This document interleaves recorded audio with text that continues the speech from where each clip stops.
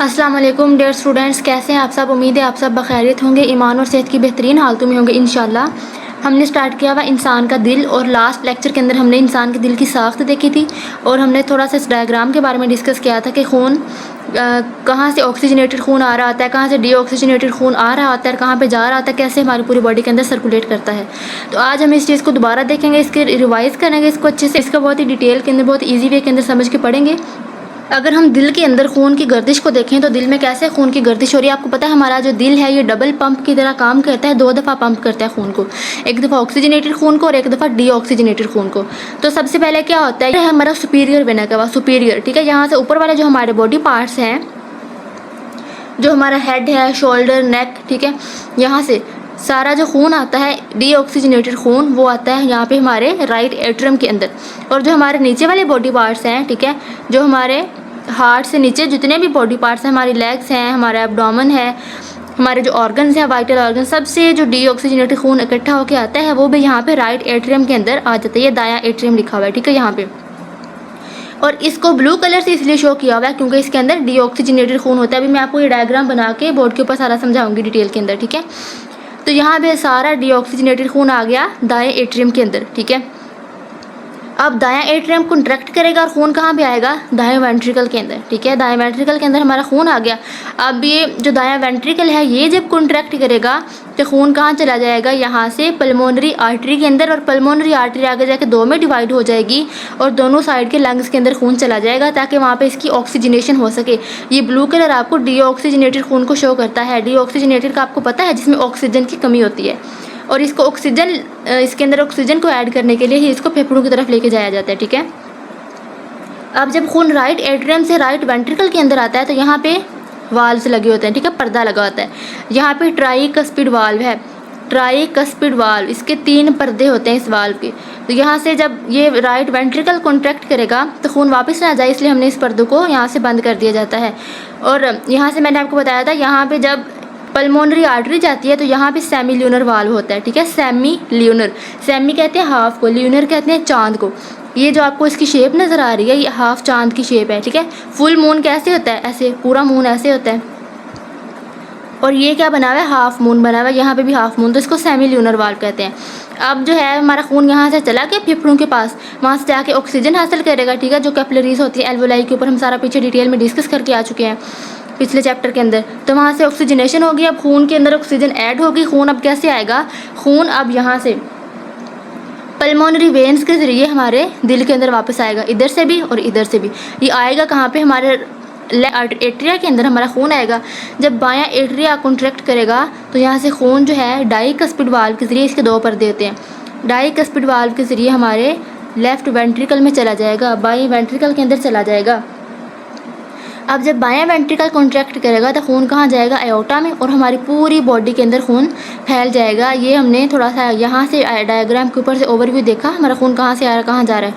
अब हम इसको वाइट बोर्ड के ऊपर बना के देखते हैं और देखते हैं वहाँ पे किस तरह हमारे खून का फ्लो हो रहा होता है। जी स्टूडेंट्स, ये हमारी डायग्राम है जिसको हमने लास्ट टाइम भी डिस्कस किया था। ये मैंने आपके लिए हार्ट का एक स्ट्रक्चर बनाया, सिंपल सा, बहुत ही आसान तरीके से, ठीक। यहाँ पे हमारी बॉडी के सेल्स हैं, ठीक है। हमारी बॉडी के सेल्स के अंदर क्या हो रही होती है, रेस्पिरेशन होती है, खुराक टूटती है और कार्बन डाइऑक्साइड बनती है। अब ये कार्बन डाइऑक्साइड वाला खून आता है, ये ब्लू कलर का आता है, ठीक है, क्योंकि इसमें ऑक्सीजन नहीं है, रेड कलर नहीं है इनके अंदर।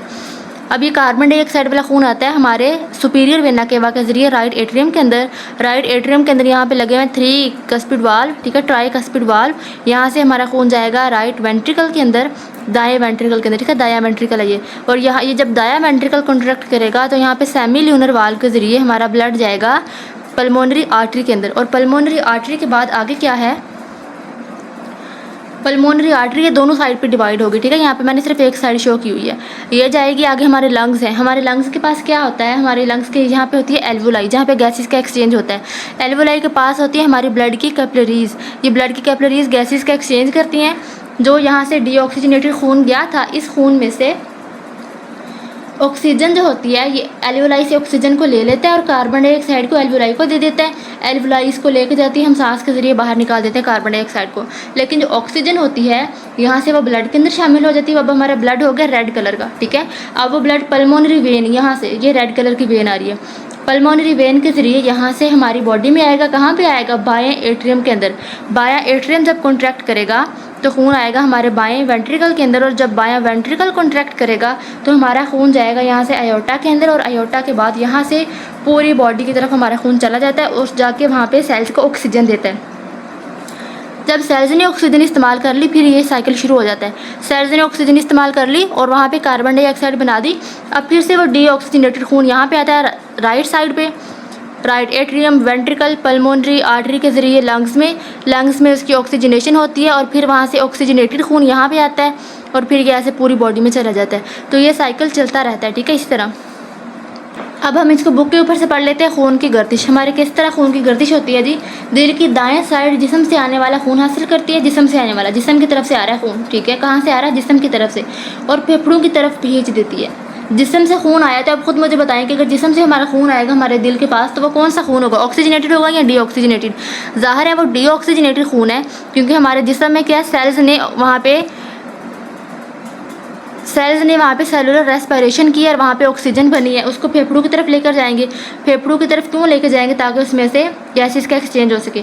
और दिल की बाएं साइड फेफड़ों से आने वाला खून हासिल करती है और जिस्म की तरफ भेज देती है। जो बाएं साइड है वो कहाँ से आने वाला खून लेती है, फेफड़ों से आने वाला, और उसको फिर करती क्या है, जिस्म की तरफ भेज देती है। ये साइकिल आपको समझ आ रहा है। इसका मतलब ये हुआ कि दिल एक डबल पंप की तरह काम करता है। ये काम दर्ज झैल तरीके से किया जाता है। दिल हमारा डबल पंप के तौर पे काम करता है। ये आपसे क्वेश्चन भी आ सकते हैं, एमसीक्यूज भी आ सकते हैं। डबल पंप की तरह काम करने का क्या मतलब है, एक साइड पे आ रहा है खून जिस्म से आने वाला और उसको फेफड़ों की तरफ भेजा जाता है, और दूसरी साइड पे फेफड़ों से आता है खून और उसको जिस्म की तरफ भेजा जाता है। डबल काम हो रहा है, ठीक है। इस वजह से दिल को डबल पंप कहते हैं। जिस्म के तमाम हिस्सों से डीऑक्सीजनेटेड यानी ज़्यादा कार्बन डाइऑक्साइड वाला खून, जिस्म से कौन सा खून आ रहा होता है, ज़्यादा कार्बन डाइऑक्साइड वाला और कम ऑक्सीजन वाला, यानी दो वेन्स सुपीरियर वेना केवा और इन्फीरियर वेना केवा के जरिए दिल के दाएं एट्रियम के अंदर आता है। ये हम अभी सारा कुछ डिस्कस करके आए हैं पीछे से। ये ऊपर से सुपीरियर वेना केवा और ये नीचे से इन्फीरियर वेना केवा, इन दोनों के ज़रिए हमारा जो खून है वो कहाँ पे आ रहा होता है, दिल के दाएं साइड पे, दाएं एट्रियम के अंदर आ रहा होता है। अच्छा, फिर आगे क्या होता है, आगे इसको पढ़ते हैं। दायां एट्रियम सिकुड़ता है, खून को दाएं वेंट्रिकल में डाल देता है, फिर दायां वेंट्रिकल सिकुड़ता है और खून को पल्मोनरी आर्टरी में पंप कर देता है। दायां एट्रियम सिकुड़ेगा, ठीक है, दायां एट्रियम सिकुड़ेगा और खून जाएगा दाएं वेंट्रिकल के अंदर। दायां वेंट्रिकल सिकुड़ेगा और खून जाएगा पल्मोनरी आर्टरी के अंदर, ठीक है। यहाँ कार्बन डाइऑक्साइड खून से निकल जाती है और यहाँ से फिर दायां वेंट्रिकल सिकुड़ता है खून पल्मोनरी आर्टरी में, और ये आर्टरी डीऑक्सीजनेटेड खून को फेफड़ों में ले जाती है और यहाँ कार्बन डाइऑक्साइड खून से बाहर निकल जाती है और ऑक्सीजन खून में दाखिल हो जाती है लंग्स के अंदर। हम पीछे सारा डिस्कस कर चुके हैं। पल्मोनरी वेन्स फिर क्या करती हैं, ये फेफड़ों के पास खून पहुँच गया, फेफड़ों के पास पहुँच गया खून, अब क्या होगा, वहाँ पल्मोनरी वेन्स होती हैं। वो क्या करती हैं, फेफड़ों से ऑक्सीजनेटेड यानी कम कार्बन डाइऑक्साइड और ज़्यादा ऑक्सीजन वाला खून फेफड़ों से वापस लाती है। कौन, पल्मोनरी वेन। आपका शॉर्ट क्वेश्चन, आपका एमसीक्यू, कि खून से ऑक्सीजनेटेड यानी कम कार्बन डाइऑक्साइड और ज़्यादा ऑक्सीजन वाला खून वापस कौन लेके आ रहा है, पल्मोनरी वेन्स, जो कि रेड कलर से आपको शो हुई हैं, ये वाली पल्मोनरी वेन्स। ये क्या करती हैं, फेफड़ों से ऑक्सीजनेटेड खून बाएं एट्रियम में लाती हैं, ठीक है।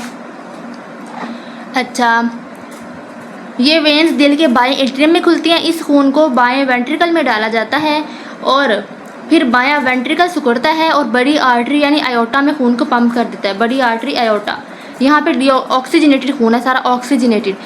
एओर्टा इस खून को जिस्म के तमाम हिस्सों तक पहुँचा देता है। एओर्टा क्या करता है, ऑक्सीजनेटेड खून को जिस्म के तमाम हिस्सों की तरफ ले जाता है, यहाँ तक, ठीक है। आगे वो कहते हैं पल्मोनरी वेन्स फेफड़ों से ऑक्सीजनेटेड यानी कम ऑक्सीजन, आगे वो कहते हैं पल्मोनरी वेन्स फेफड़ों से ऑक्सीजनेटेड मतलब ऑक्सीजन ज़्यादा और कार्बन डाइऑक्साइड कम, ऑक्सीजनेटेड यानी कम कार्बन डाइऑक्साइड और ज़्यादा ऑक्सीजन वाला खून फेफड़ों में वापस लाती है। पल्मोनरी वेन्स ऑक्सीजनेटेड खून को फेफड़ों में वापस लाती है। ये वेन्स दिल के बाएं एट्रियम में खुलती हैं, ये वाली, ये पल्मोनरी वेन्स दिल के बाएं एट्रियम के अंदर खुलेंगी, ठीक है। आगे वो क्या कहते हैं, इस खून को बाएं वेंट्रिकल में डाला जाता है और फिर बायां वेंट्रिकल सिकुड़ता है और खून को बड़ी आर्टरी यानी एओर्टा में डाल दिया जाता है, एओर्टा में पंप कर दिया जाता है और इस खून को जिस्म के तमाम हिस्सों तक पहुंचाया जाता है। वही सारा साइकिल जो आपको पिछले लेक्चर में भी मैंने आपको डिटेल के अंदर समझाया था और इस लेक्चर के अंदर भी मैंने आपको सारा जो है वो दोबारा से रिवाइज कर दिया है।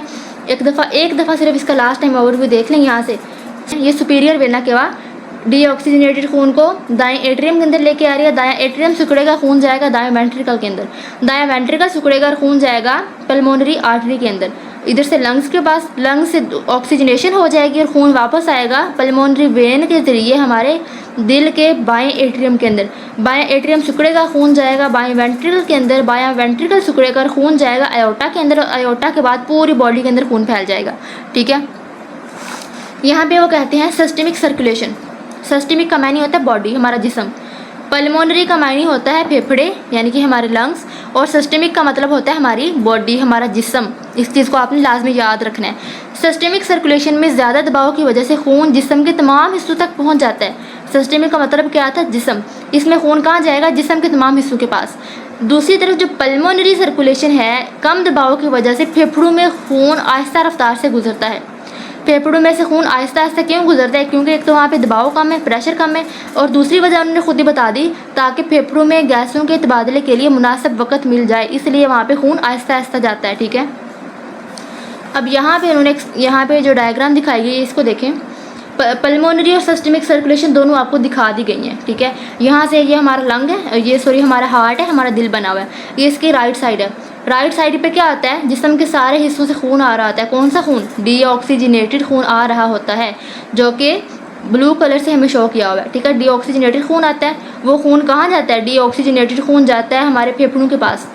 फेफड़ों के अंदर क्या हो गई, उसकी ऑक्सीजनेशन हो गई। वो अब देखिए ब्लू कलर था, अब रेड शो हो गया, अब वो रेड कलर हो गया क्योंकि उसकी ऑक्सीजनेशन हो गई है, फेफड़ों के अंदर गैसेस का एक्सचेंज हो गया। अब ये रेड कलर वाला खून आएगा हमारे दिल के बाएं साइड पे, बाएं एट्रियम के अंदर, बाएं वेंट्रिकल के अंदर। अब बायां वेंट्रिकल सिकुड़ेगा और खून कहाँ जाएगा, ये आयोटा के ज़रिए पूरी बॉडी में खून फैल जाएगा। ये देखें यहाँ पे पूरी बॉडी के अंदर, बॉडी सिस्टम के अंदर खून आ गया। अब यहाँ से बॉडी ऑक्सीजन को इस्तेमाल कर लेगी, ऑक्सीजन को क्या कर लेगी, इस्तेमाल कर लेगी, और कार्बन डाइऑक्साइड को इसके अंदर ऐड कर देगी। जब कार्बन डाइऑक्साइड ऐड हो गई तो ये फिर से ब्लू कलर का हो गया, ऑक्सीजन कम हो गई तो ये फिर से ब्लू कलर का आ गया, और फिर ये हमारे दिल में जाएगा, दिल से ये हमारे फेफड़ों में जाएगा, फेफड़ों से दोबारा दिल में आएगा, और यहाँ से पूरी बॉडी में। तो ये सर्कल चलता रहता है। तो ये सिस्टमिक सर्कुलेशन और पल्मोनरी सर्कुलेशन, ये दोनों एक दूसरे के साथ साथ चलते रहते हैं मिलके। ठीक है, उम्मीद है आपको कॉन्सेप्ट की अच्छी समझ आ चुकी होगी। अगर आपको इसके लेक्चर की कोई भी समझ नहीं आई, कोई भी कन्फ्यूजन है, तो आप कमेंट सेक्शन के अंदर लाजमी क्वेश्चन किया करें, और लास्ट लेक्चर को लाजमी देखिएगा। मैंने बहुत ही अच्छे से एक्सप्लेन किया हुआ है इस पूरे टॉपिक को। दिल की साख्त के साथ हमने दिल में खून की गर्दिश को भी डिस्कस कर लिया था ऑलमोस्ट। तो अगर कोई भी क्वेश्चन हो तो आप लाजमी शेयर किया करें। आपका फीडबैक हमारे लिए बहुत अहमियत रखता है। अपना बहुत सारा ख्याल रखिएगा, दुआओं में याद रखिएगा, बायोलॉजी को अच्छे से पढ़िएगा। अल्लाह हाफिज़।